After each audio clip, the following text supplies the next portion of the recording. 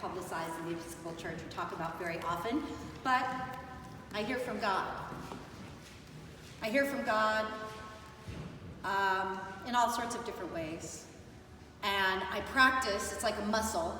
I flex that muscle all the time by praying, by holding a moment of silence like we just did, by listening to other people, listening in the silence, paying attention to what's around me and paying attention to my life. Frederick Buechner says we can grow spiritually by the amount of attention we pay to what's happening in our lives.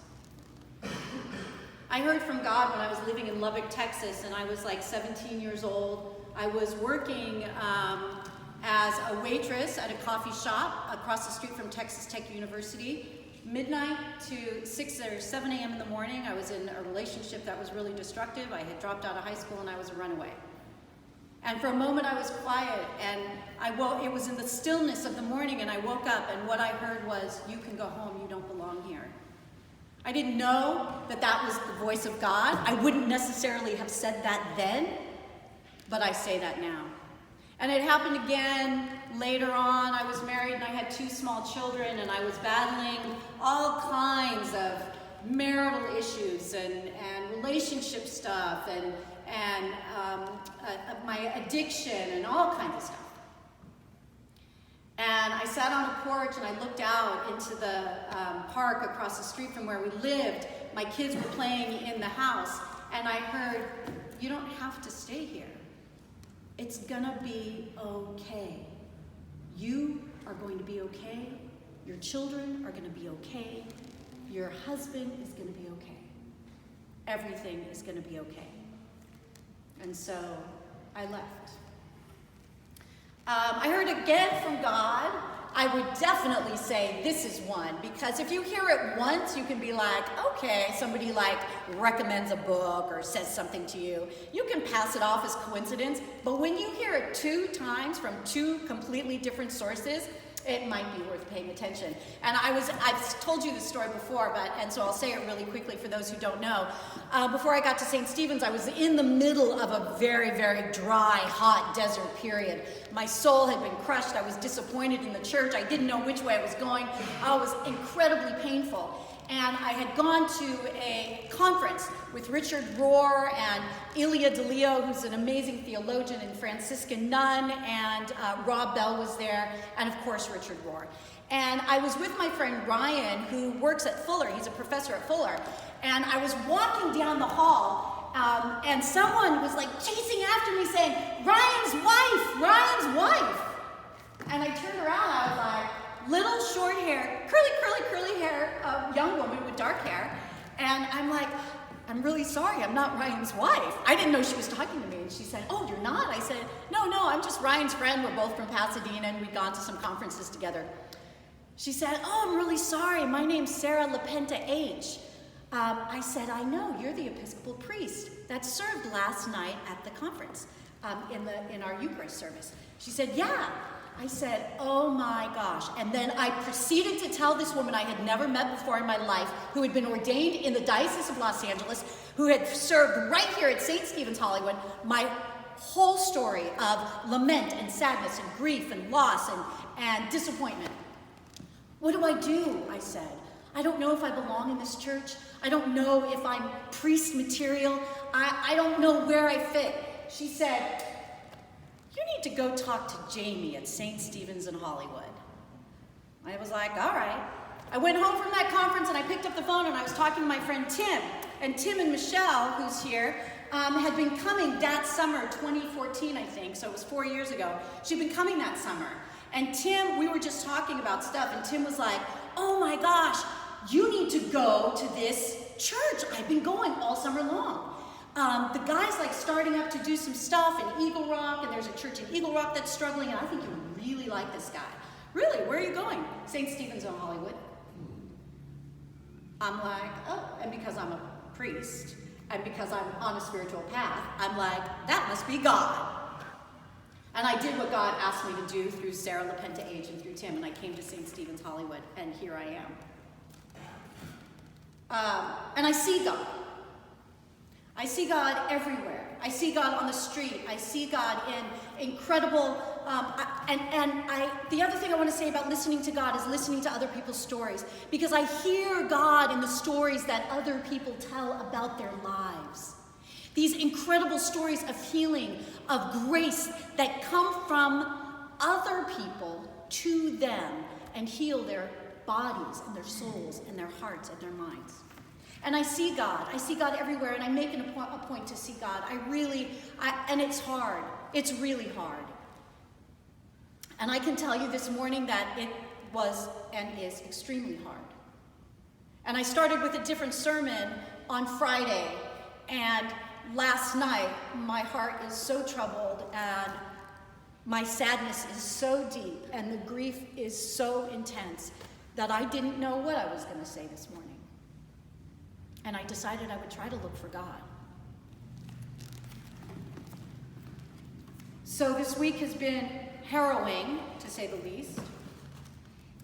Gregory Bush, he's the guy and he tried to go into the First Baptist Church of Jeffersontown, Kentucky, and he was pulling on those church doors so hard to get in with his gun that the women in the parking lot called the police.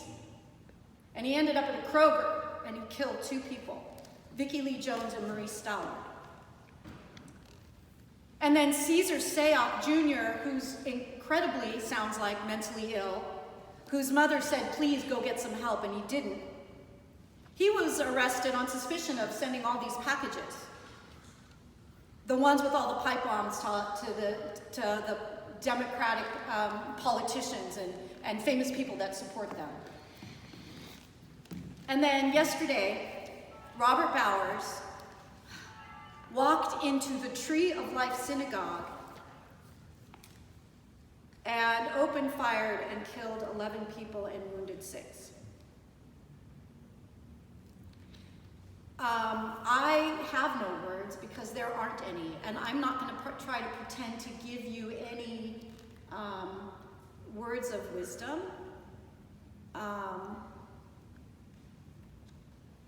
I can say that in this tradition, we have prayer after prayer of lamentation.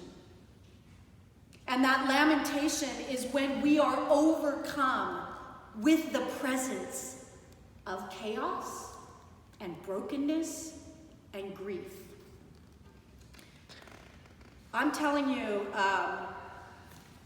that if we are not filled with a sense of brokenness, chaos, and grief at this moment of time, then there's something wrong with us. And so now we're crying out. I'm crying out. And our gospel this morning, Bartimaeus is crying out, Jesus, Son of David, have mercy on me. And I want to say, Jesus, Son of God, have mercy on us. And they tell him to shut up. The disciples, because the disciples really don't get it. This time in Mark's gospel, that we've heard over and over the last couple of weeks, the disciples aren't quite getting it. And the guy who had some money and wanted to follow Jesus, and Jesus said, well, you're going to have to empty your bank accounts and give away your stuff if you want to follow me, and he just couldn't bring himself to do it. And here's this guy, he has a cloak. The only thing left that he has, his only material possession, and he walks away from it. And he screams out, and Jesus says, come. And Jesus says, what do you want? And he says, healing. I want healing.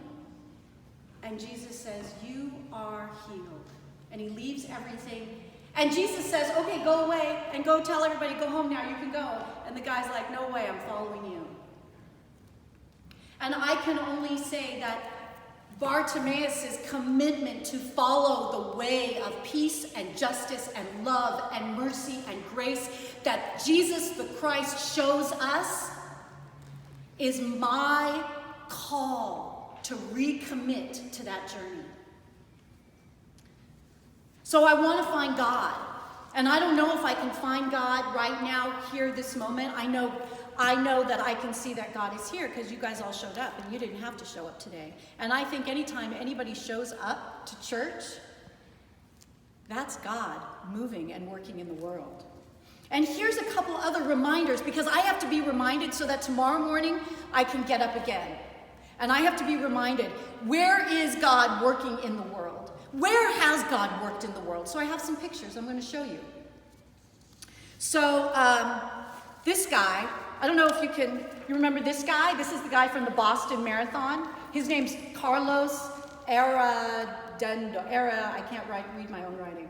Carlos and Jeff. Carlos is holding the veins and ligaments and arteries of this guy, Jeff, that had his legs blown off. There's God. See all these people? They all showed up to a church in Charleston in 2015 after those people were killed in the church having Bible study. If you look really closely, you can see God. And these young adults, these incredible young people who showed up in 2016, marching against the violence against black young men by police, who are teaching us that their lives matter, their breath and voice is valuable. That's God. This guy, he's nameless. He's carrying an old woman across a river. This was just last August in Kerala, who our friends are from, when the water got too high and she couldn't make it out. There's God right there carrying that woman. And these amazing kids, Parkland, God showed up in them. This is one of my favorite stories, and I tell it all the time because that's Derek Black and Matthew Stevenson. And Matthew Stevenson is Jewish, and Derek Black was the white nationalist. And Matthew Stevenson didn't vilify Derek Black, and didn't call him names, and didn't say horrible, evil things about him. Matthew Stevenson invited him to Shabbat dinner, and God was there. And yesterday afternoon, God was with and in these three women who showed up in Pittsburgh. And these were all the people who showed up last night for the synagogue, the people that were killed in the synagogue. So that's all I can say. Show up. I think that's all we can do, is keep showing up. And I come to church, and church is the place for me to be reminded that all God needs us to do is show up.